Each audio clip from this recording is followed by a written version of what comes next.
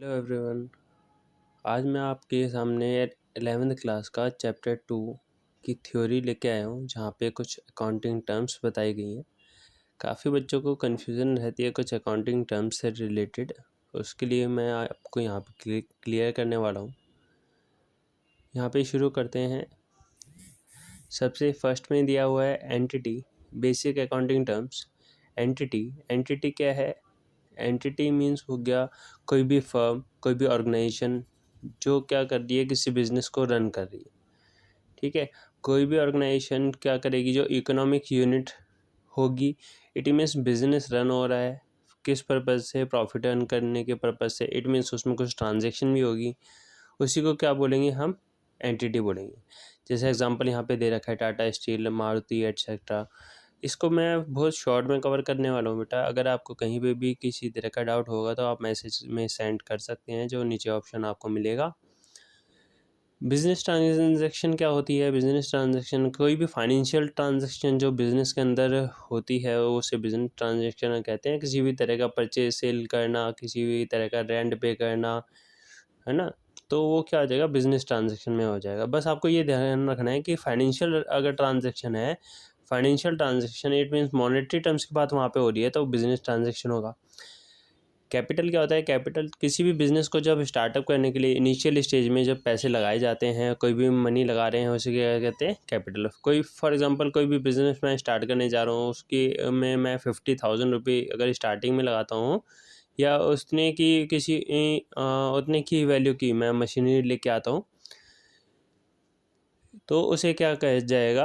Capital कहा जाएगा। Machine भी ला सकते हैं, फर्नीचर, गुड्स की फॉर्म में भी, मीन्स किसी भी फॉर्म में जब जो भी चीज़ आप बिज़नेस को स्टार्टअप करने के टाइम पे लगा रहे, जो भी बिज़नेस को स्टार्ट करते टाइम आप लगा रहे, चाहे वो गुड्स हो गया, चाहे वो मशीन हो गई, चाहे फर्नीचर हो गया, चाहे वो मनी हो गई, तो जो भी चीज़ आप लगा रहे हो कैपिटल कही जाएगी।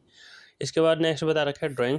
ड्राइंग पर्सनल यूज़ के लिए जब कोई एक प्रोप्राइटर, कोई एक बिजनेसमैन, क्योंकि हम यहाँ पे 11th क्लास में सोल प्रोप्राइटरशिप की बात करते हैं। सोल प्रोप्राइटरशिप मीन्स जहाँ पे एक सिंगल पर्सन फर्म को क्या करता है? बिजनेस को कंटिन्यू करता है, चलाता है।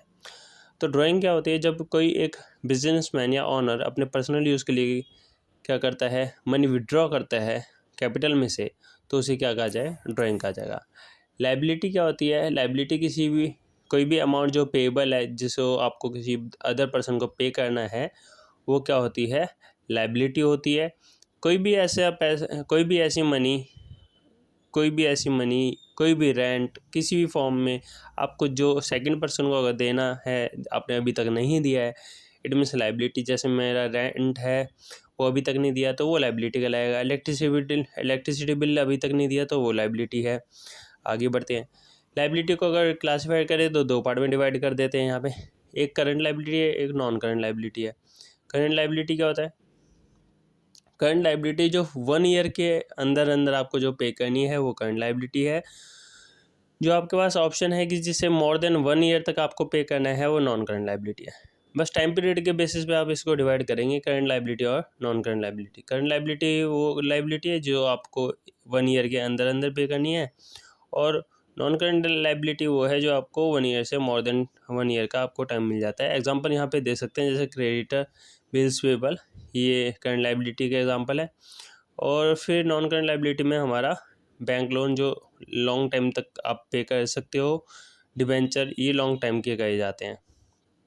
तो क्रिएटर कौन होता है?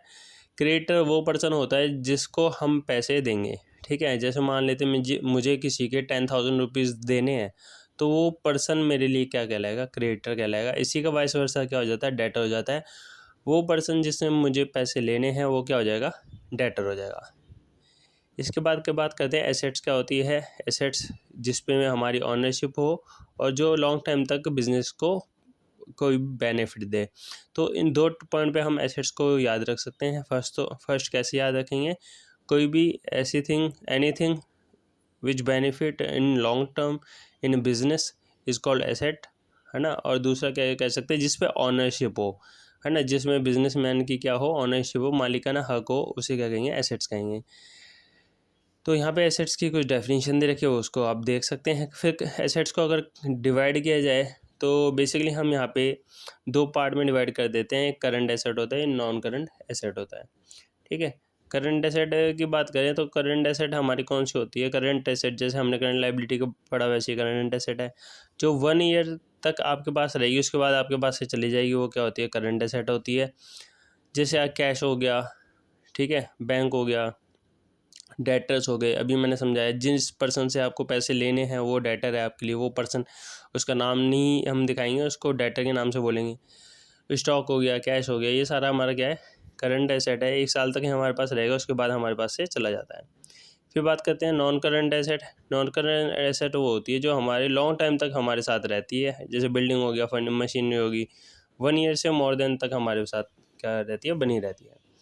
इसके बाद बात करें हम यहाँ पे, अगर हम नॉन करंट एसेट को डिवाइड करें, जो कि नॉन करंट एसेट को हम बोल सकते हैं फिक्स्ड एसेट भी बोल सकते हैं, ठीक है, जो लॉन्ग टाइम तक आपके साथ रहेगी। इसको डिवाइड करते हैं तो टेंजिबल एसेट और इनटेंजिबल एसेट। तो टेंजिबल एसेट कौन सी होती है? Tangible asset are those asset which can be touch, जिसे आप टच कर सकते हैं, देख सकते हैं, वो क्या होती है? टेंजिबल एसेट होती है।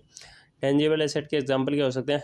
फर्नीचर हो गया, मशीनरी हो गई, ये क्या हो गया? टेंजिबल एसेट होगी। इंटेंजिबल एसेट कौन सी होती है? जिसे आप देख नहीं सकते, ठीक है, बस उसकी वैल्यू होती है। Intangible assets are those asset which have no physical existence. Physical existence कोई भी नहीं होगी उसकी, ठीक है, but can be felt, but उसे महसूस किया जा सकता है। और उसको फेल्ड भी कैसे, फील भी कैसे किया जा सकता है? कि जब उसकी वैल्यूएशन होगी, इट मीन्स कोई उसे परचेज करेगा, उसे सेल करेगा उस एसेट को। जैसे पेटेंट, कॉपीराइट, ट्रेडमार्क, गुडविल, ये सब क्या होते हैं? इंटेंजिबल एसेट्स होते हैं, ठीक है। फिर इसके बाद बात करते हैं एक्सपेंसेस, एक्सपेंडिचर। एक्सपेंसेस क्या होते हैं? अगर मैं यहाँ पे बोल दूँ कि एक्सपेंसेस क्या हो गए? किसी भी चीज़ के खर्चे हो गए, है ना। Cost incurred by A business for earning revenue. Revenue generate करने के लिए जो भी कॉस्ट खर्च की जा रही है उसे क्या कहा गया है? यहाँ पे एक्सपेंस कहा गया है। जैसे एग्जांपल है यहाँ पे, रेंट हो गया, वेजेस हो गए, सैलरीज हो गए, इंटरेस्ट हो गया, ये सारे क्या हो गए? एक्सपेंसेस के एग्जाम्पल हो गए। फिर एक्सपेंडिचर क्या है? स्पेंडिंग मनी और incurring a liability for acquiring asset. कोई अगर एसेट आप परचेज कर रहे हैं, एसेट, गुड्स, सर्विस अगर आप परचेज कर रहे हैं तो वो क्या हो गया? एक्सपेंडिचर हो गया।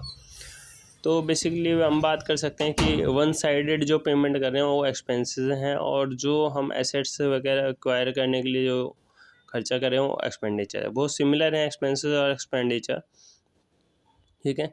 तो आपको ध्यान रखना है यहाँ पे एक्सपेंसेस क्या होगा? एक्सपेंसेस एक ये हो गया कि वन साइडेड पेमेंट कर रहे हो आप, रेंट, वेजेस, सैलरी, इंटरेस्ट, इसके बारे में कोई गुड्स नहीं मिल रहा आपको, है ना। बट एक्सपेंडिचर में क्या हो रहा है? आपके पास एसेट्स आ रही है, गुड्स आ रही है ना, और सर्विसेज यहाँ पे आ रही है। एक्सपेंडिचर हो गया। The expenditure is classified. इसके बाद एक्सपेंडिचर 2 पार्ट में डिवाइड किया जा सकता है, रेवेन्यू एक्सपेंडिचर और कैपिटल एक्सपेंडिचर, ठीक है। तो यहाँ पे रेवेन्यू एक्सपेंडिचर कौन सा होता है? क्या लिखा है इसमें? If the benefit of expenditure is received with in a year. Revenue और कैपिटल को वैसे याद रखेंगे जैसे अभी हमने करंट और नॉन करंट को पढ़ा ना। रेवेन्यू एक्सपेंडिचर वो खर्चे हैं जो 1 साल के अंदर अंदर आपको क्या करेंगे? बेनिफिट देंगे उसका, है ना। उसका जो बेनिफिट है वो 1 साल के अंदर ही आपको मिल जाएगा, है ना। द बेनिफिट से याद रखेंगे। रेवेन्यू एक्सपेंडिचर कौन सा? ऐसा खर्चा है जिसका बेनिफिट आपको 1 साल के अंदर अंदर मिल जाएगा। कैपिटल एक्सपेंडिचर कौन सा है? कैपिटल एक्सपेंडिचर वो है जिसका बेनिफिट पे ध्यान, मतलब उसका रिवर्स जो आपको बेनिफिट मिलने वाला है वो 1 साल से ज़्यादा तक आपको मिल सकता है। फिर रेवेन्यू बात करते हैं, किसी भी तरह की आपको इनकम जनरेट हो रही है, कहीं से भी पैसा आ रहा है, किसी भी तरह से आपके पास पैसा आ रहा है या पैसा आना बाकी है, वो क्या कहलाएगा? रिसीव्ड और रिसीवेबल, ठीक है। रिसीव्ड हो गया या रिसीवेबल हो गया, उसे क्या कहेंगे? रेवेन्यू कहेंगे। फिर बात करते हैं इनकम। इनकम क्या है? इनकम एक वाइडर टर्म है। इनकम जैसे मैं बोलूँ कि भाई मैंने ट्यूशन से इनकम करी, मैंने वो किसी कंपनी से इनकम करी, मैंने कहीं से कमीशन मुझे मिला, ठीक है, तो वो क्या हो गई? इनकम होगी, है ना।